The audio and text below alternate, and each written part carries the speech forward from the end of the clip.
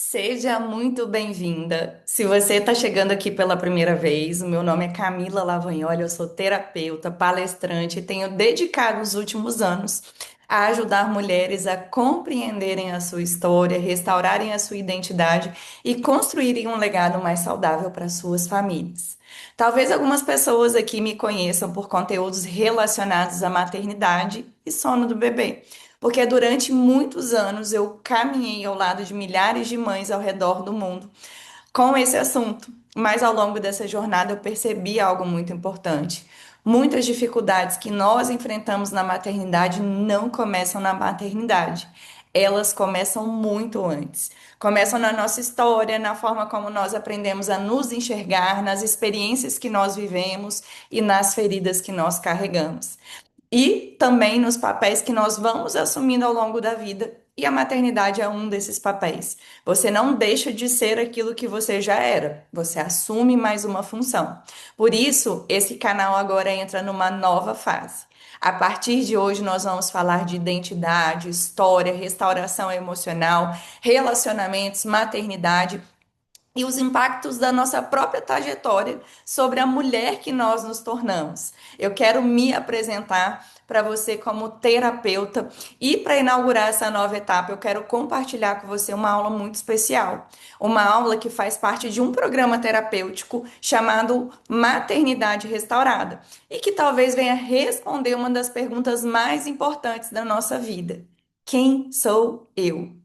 Muitas mulheres, depois de se tornarem mães, dizem que não se reconhecem mais, que não sabem mais quem são, e é muito importante nós começarmos a conversar sobre isso e responder essa pergunta: quem sou eu? Se essa é uma pergunta que também tem habitado no seu coração, eu te convido a permanecer comigo até o final. Mas antes disso, se inscreve aqui no canal, já deixa o seu like nessa aula para que esse conteúdo possa alcançar outras mulheres que também precisam dessa resposta tão importante. Então vamos à nossa aula. E se o amor de Deus pudesse agir sobre a sua maternidade? Essa borboleta aqui, ela é muito representativa. Ao lado esquerdo você vê uma asa incompleta. Essa é a mulher ainda não alcançada completamente pelo amor de Deus, com uma identidade que precisa ser restaurada, precisa ser formatada. E ao lado direito a gente vê o quê? Uma asa completa.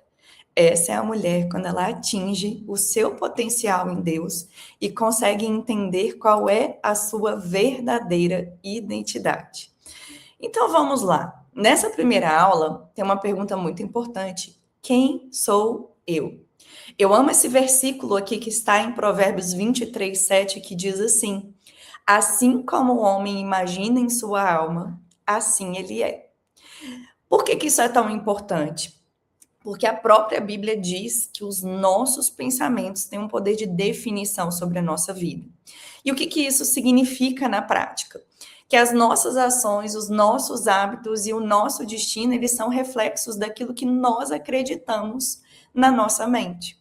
A transformação, né, mudar a nossa vida, exige também que nós mudemos a forma como nós pensamos sobre nós mesmas, né? Como nós nos enxergamos. E existe uma coisa chamada de filtro de realidade. Por quê? Os nossos pensamentos moldam a nossa forma como nós interagimos com o mundo, fazendo com que o nosso cérebro construa exatamente aquilo que a gente acredita que tem que receber.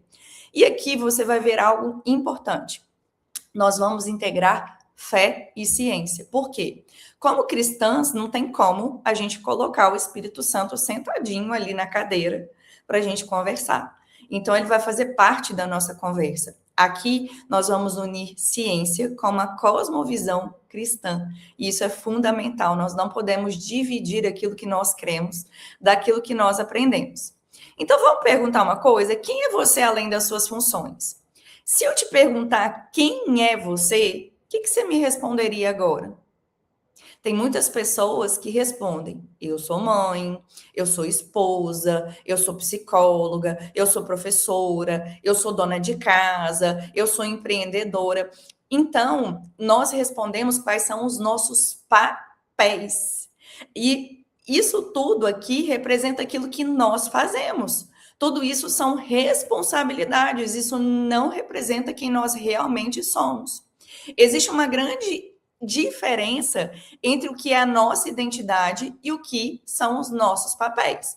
E isso começa a acontecer desde lá da infância, porque nós aprendemos a dizer que os nossos papéis são o que nos definem. Por isso que muitas mulheres, quando se dedicam apenas à maternidade, como se fosse apenas, né? Nós sabemos quão grandiosa é essa função, mas elas se sentem tão frustradas porque nós acreditamos que o que nos define como mulheres bem-sucedidas é aquilo que nós fazemos. Quantas de nós aprendeu que nós precisávamos estudar, ter uma profissão, ter o nosso próprio dinheiro, para quê? Para não depender de pessoas, para sermos bem-sucedidas. E essa imagem de sucesso que é construída lá atrás como identidade, vai moldando como nós nos vemos dentro das nossas escolhas. E aí muitas mulheres se sentem desvalorizadas porque não estão nas funções profissionais que gostariam, né? E aí, quando isso acontece, o que a gente começa a acreditar, né, sobre nós? Quando nós fazemos tudo certo, de acordo com esse padrão que nós recebemos lá atrás como padrão correto de sermos a partir da função, nós nos sentimos valiosas. Quando nós erramos, quando nós não seguimos esse padrão, nós começamos a nos sentir fracassadas. Quando nós damos conta, nós nos sentimos valiosas, suficientes, e quando nós não damos conta, nós nos sentimos insuficientes, ou seja, quando a minha identidade está firmada naquilo que eu faço, a minha paz vai depender do meu desempenho. Então, será que a sua identidade é realmente aquilo que você está fazendo? Vamos lá. É aqui, nesse lugar, que muitas mulheres vão carregar muito do que elas sentem hoje.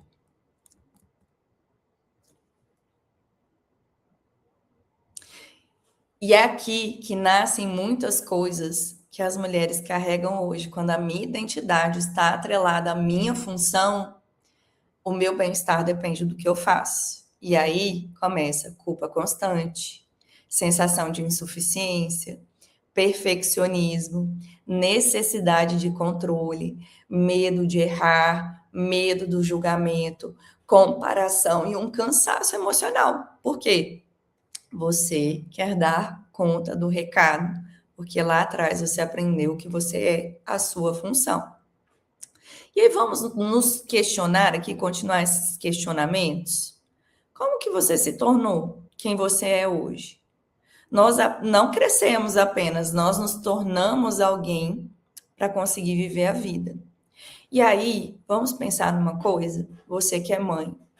Seu bebezinho, ele nasceu acreditando que ele é bom ou ruim, que ele é bonito ou feio, que ele é inteligente ou desprovido de inteligência?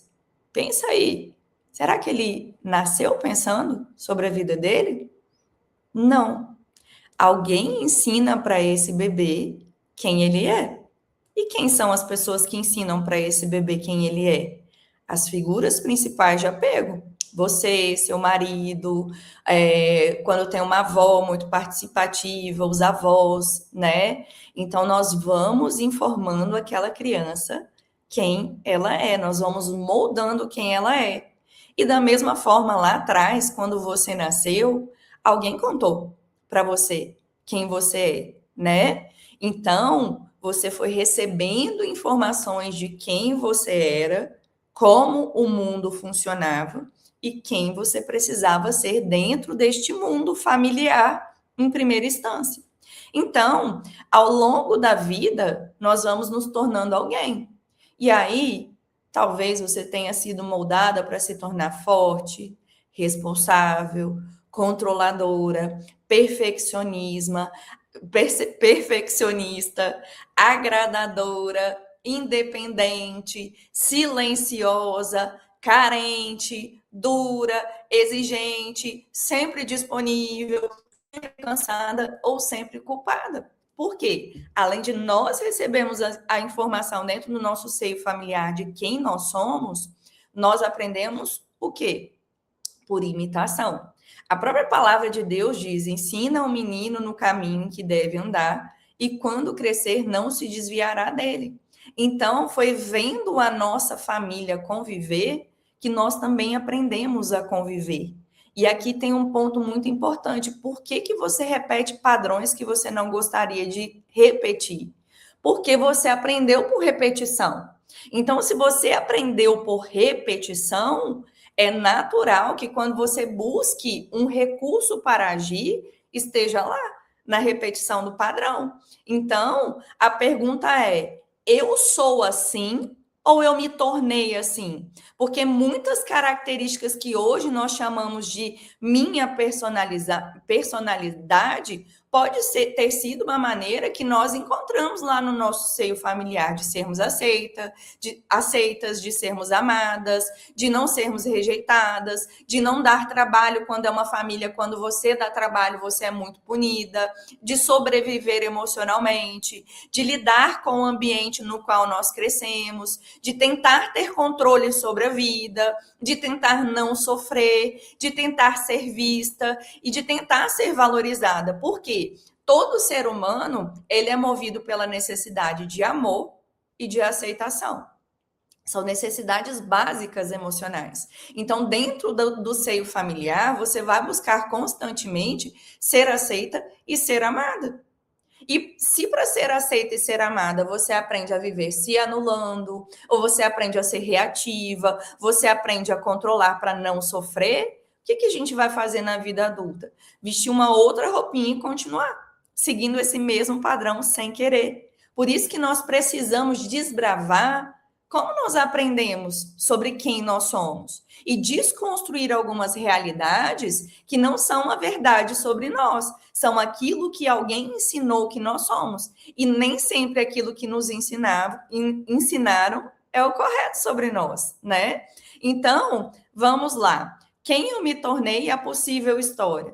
A mulher que se tornou controladora pode ter vivido muitas inseguranças. Por quê? O controle é uma ferramenta de defesa. Quando eu estou controlando tudo, eu estou evitando o sofrimento.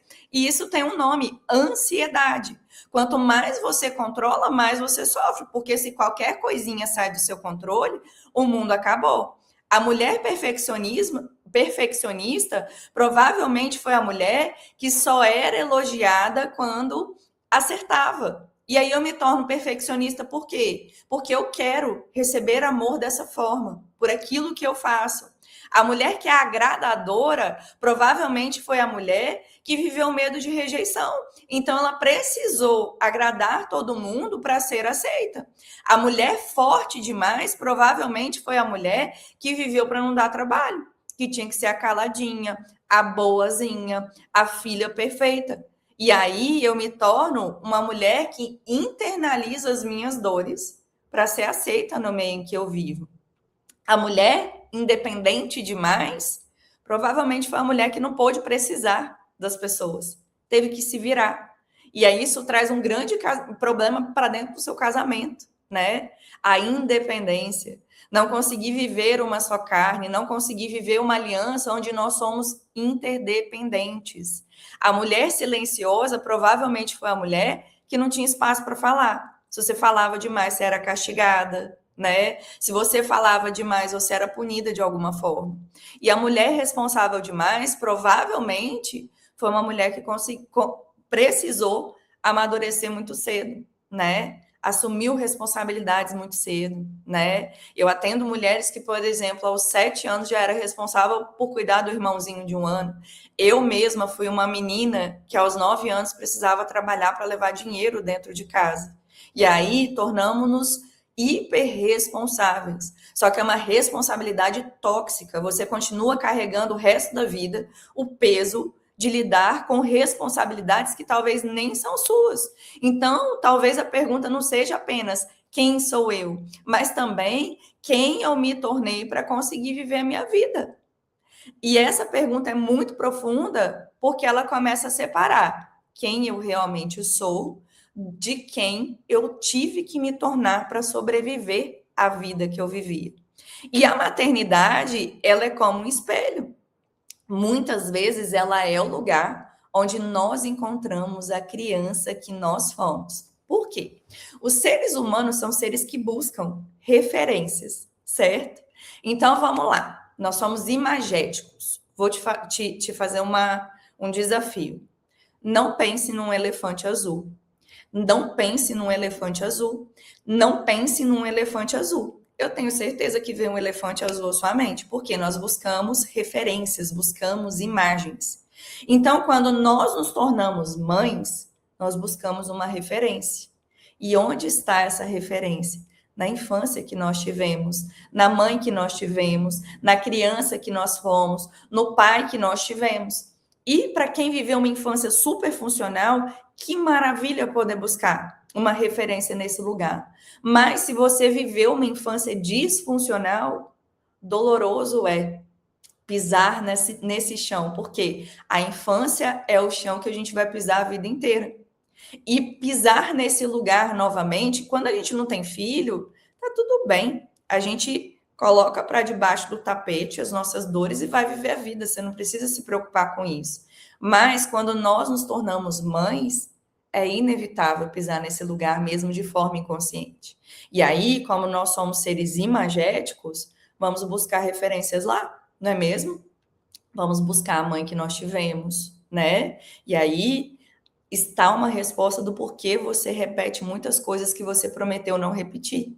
Você está buscando referências. E se você não curou parte dessa história que te machucou, naturalmente você vai repetir sem querer. Então, muitas mulheres, elas acham que a maternidade só fala sobre o filho, mas a maternidade fala sobre a mãe e sobre a história dessa mãe. Então, quando os filhos chegam, nós vamos nos ver na criança, nós vamos nos irritar com coisas que nós mesmas fazíamos na infância, porque nos leva para um lugar de punição, né? Então, rapidamente nós fazemos uma conexão que às vezes é subconsciente e nós conectamos. Tal atitude era punida. Começo a me irritar e querer punir o meu filho por coisas que na infância eram normais para mim, né? Repetimos frases que nós ouvimos, reagimos de forma que nós não que nós não entendemos, sentimos culpas profundas, medo de errar, medo de ferir os filhos, medo de repetir a história, nos cobramos de uma forma muito dura e sentimos que nunca somos suficientes, porque, na verdade, tem muitas coisas que nós fazemos que não são sobre os nossos filhos. São sobre as nossas dores. A mulher que morre de medo de traumatizar o filho, não deixa o filho chorar, não deixa o filho passar por frustrações, provavelmente é uma mulher que foi muito ferida na infância.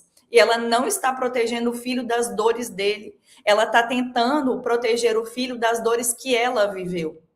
E muitas vezes a gente está querendo curar ali no filho uma dor que é nossa. Nunca foi dos nossos filhos. E muitas das dores que nós carregamos começou muito antes dos nossos filhos nascerem. Porque a maternidade não cria nada. A maternidade revela as feridas antigas, os medos antigos, as ausências antigas, as crenças antigas, a forma que você foi vista, a forma que você foi ignorada, a forma que você foi negligenciada.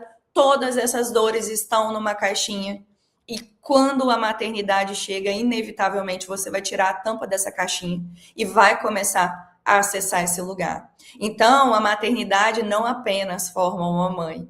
Muitas vezes ela revela a filha que essa mãe foi, a mãe que essa filha teve, o contexto familiar em que essa mulher viveu. É a caixinha que vai sendo aberta. E quem eu acredito que eu sou diante de Deus? Quem você acredita que você é como filha de Deus? Você já parou para pensar sobre isso? Então, todas nós temos uma história, uma identidade e também temos uma imagem de Deus e uma imagem de quem nós somos diante de Deus. E essa imagem, ela influencia profundamente a forma como nós vivemos. Então, muitas mulheres, quando pensam em Deus, sentem amor, acolhimento, paz e cuidado. Mas muitas outras mulheres, quando pensam em Deus, sentem medo, sentem culpa, sentem cobrança, uma sensação de que nunca é suficiente, uma sensação de que Deus sempre está decepcionado, uma sensação de que precisa dar conta de tudo, uma sensação de que precisam ser fortes o tempo inteiro para agradar a Deus, né? E sem perceber, deixam de viver como filhas e vivem como servas tentando merecer amor. Por quê? Lembra lá da questão do elefante? Somos seres imagéticos. E a imagem que nós temos de Deus tem tudo a ver com a imagem que os nossos pais representaram na nossa vida.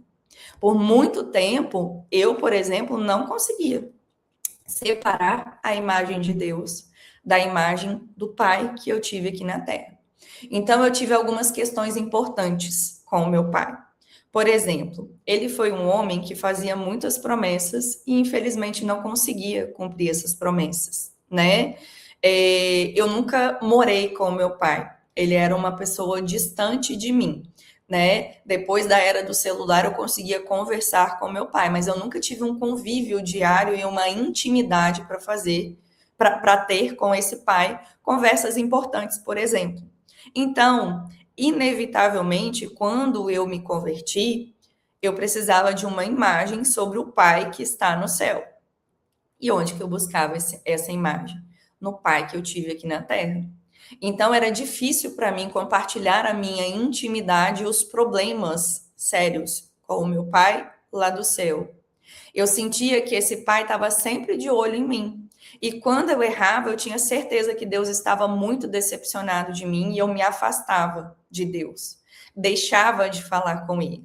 Como meu pai foi uma pessoa, o pai aqui da terra foi uma pessoa que infelizmente não conseguia cumprir muitas promessas, eu achava que muitas promessas que eu recebia eram coisas da cabeça das pessoas e que talvez as promessas não se cumpriam porque eu não era merecedora dessas promessas. E olha que complexo. Eu estava colocando Deus dentro da caixinha do meu pai.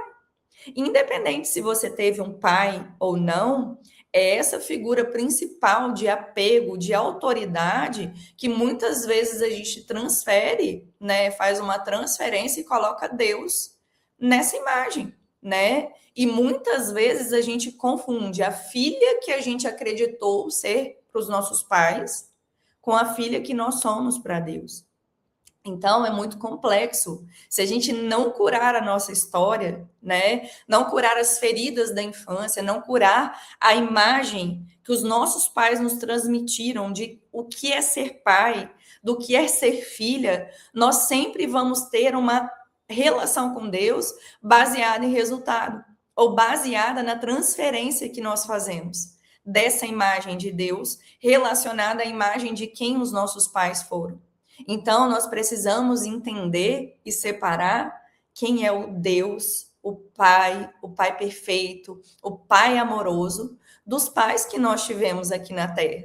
Então, talvez você tenha passado muitos anos da sua vida tentando ser muitas coisas, ser forte, ser responsável, dar conta, resolvedora, cuidando de todos. Aqui não pode falhar, aqui não pode dar trabalho, aqui precisa ser uma excelente mãe, infalível, uma boa esposa, uma boa mulher, uma boa cristã. Mas a pergunta continua sendo: quem é você?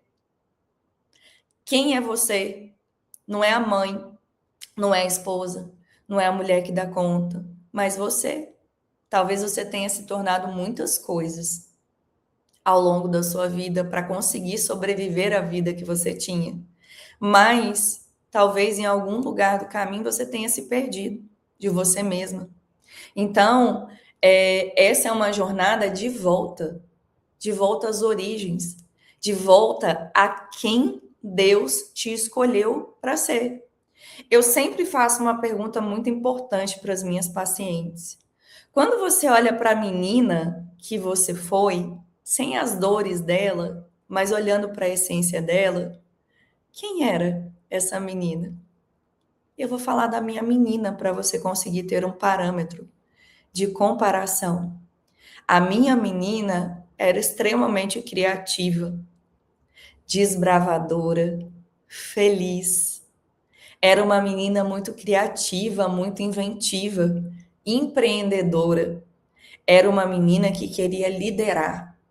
Mas essa menina, aos poucos, foi sendo calada pelas dores da vida, pelas punições, pelas responsabilidades, pela forma que ela acreditava que ela tinha que agir para agradar as pessoas. E aos pouquinhos, essa menininha ela foi sendo silenciada e moldada de acordo com essa realidade. Mas sabe o que é bonito? Aquela menina, sem as dores, é a essência que Deus colocou em mim. Aquilo é quem Deus me chamou para ser. Então, eu não sou terapeuta, mãe, esposa, enfim, todas as funções. Eu sou, em primeiro lugar, uma filha amada de Deus. Sou criativa, sou comunicativa, sou aquela menina empreendedora. Deus colocou em mim um senso de liderança. Deus colocou em mim um amor pelo próximo, uma empatia, um desejo de ajudar. E essa é a essência que Deus colocou em mim. E muitas vezes nós respondemos que nós somos filhas amadas de Deus, mas nós não vivemos a partir desse lugar. Nós vivemos acreditando que nós precisamos provar coisas para Deus, que é a nossa performance que vai fazer com que Deus nos ame. Mas Deus escolheu te amar antes da fundação do mundo. Lá no Getsemane, Jesus orou por você e por mim, porque ele estava orando por aqueles que ainda haveriam de crer, que ainda haveriam de se converter. Então não existe amor maior do que esse, que antes que nós existíssemos, já estava ali presente, já deu a vida na cruz do Calvário por nós. Então eu creio que Deus muitas vezes está querendo tirar toda a nossa performance, toda a nossa forma de fazer para provar que nós temos valor, para nós descobrirmos qual é a nossa essência, quem nós somos, por trás de tudo que nós fazemos, por trás de todo o controle, por trás de todo o medo, por trás de todas as expectativas, porque muitas vezes as expectativas que nós carregamos no hoje ainda são ausências lá do nosso passado que nós estamos tentando suprir hoje. Isso interfere, inclusive, no nosso relacionamento conjugal. Às vezes você está com um boleto lá do seu passado, com uma fatura lá do seu passado, entregando para o seu marido pagar, ou um amor que ele não consegue suprir, uma exigência que ele não consegue suprir, expectativas que ele não consegue suprir, porque essas são expectativas da menina, das ausências da menina. Então, hoje nós precisamos voltar à essência, voltar à restauração da nossa identidade verdadeira, não de quem você aprendeu a ser durante o tempo. E eu quero te agradecer por ter ouvido essa aula até aqui, e eu espero que você possa desfrutar de uma jornada de restauração. As inscrições para o Maternidade Restaurada estão abertas. Elas vão terminar essa semana. E se essa aula fez algum sentido para você, ela é apenas um pequeno fragmento de tudo que nós vamos viver nessa jornada. Então, se ela faz sentido para você, vou deixar um link aqui na descrição do vídeo. Vou deixar também no perfil do Instagram. Meu Instagram é @camila.lavagnoli, igual está escrito aqui no canal. Independente de você estar na jornada do Maternidade Restaurada comigo ou não, eu desejo de todo o meu coração que a partir de hoje você seja capaz de descobrir quem é você. Quem é você? Qual essência Deus colocou no seu coração? Que Ele te abençoe hoje e todos os dias da sua vida.